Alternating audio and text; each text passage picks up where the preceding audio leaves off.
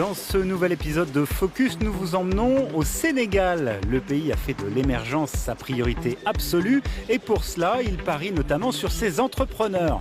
Il faut dire que certaines PME sénégalaises font figure de véritables modèles. C'est le cas par exemple de cette entreprise. Au fil des années, elle est devenue l'un des leaders de l'agroalimentaire. Une success story partie pratiquement de rien. Elle a démarré en 1976 quand son fondateur, M. Babacar Ngom, avec un investissement de 100 €, a acheté 120% cher et tout est parti de là. Toute l'histoire de la Sedima jusqu'à aujourd'hui, c'est 50 millions d'euros de chiffre d'affaires ont démarré à partir d'un investissement initial de 100 €.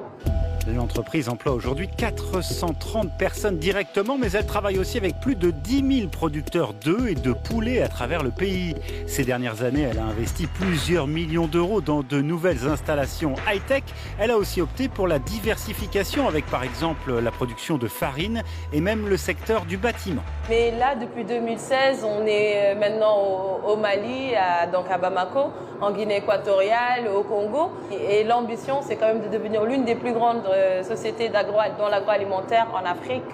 Autre champion sénégalais, une start-up lancée en 2008 par deux jeunes entrepreneurs devenue une énorme plateforme digitale de services financiers présente dans 60 pays. Elle assure entre autres les transferts d'argent. Le moindre village possède un point de service comme celui-ci. Il y a plus d'1 million de transactions par jour. Aujourd'hui, Wari a réussi quand même le pari d'avoir créé quelque chose d'assez avant-gardiste et a réussi également le pari d'avoir pris des positions là où il n'y avait que des multinationales internationales.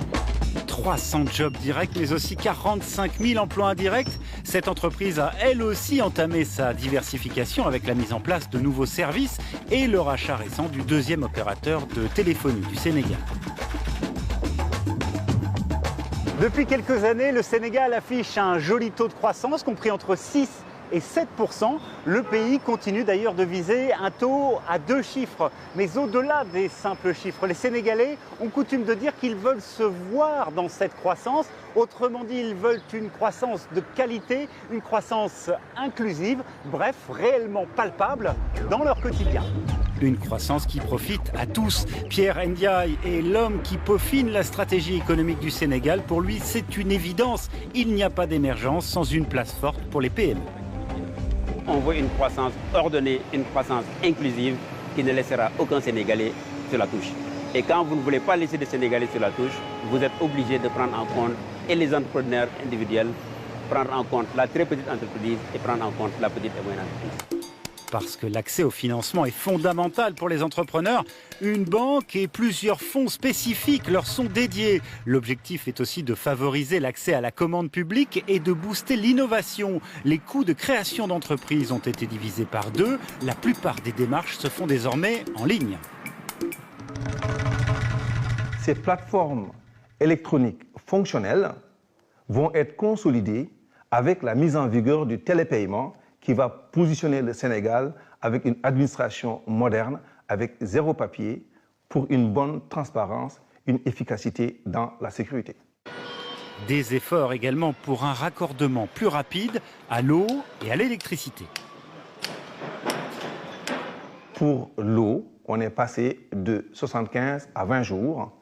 Pour l'électricité, nous sommes passés de 80 à 48 jours avec en plus la réduction du tarif de l'électricité de 10%.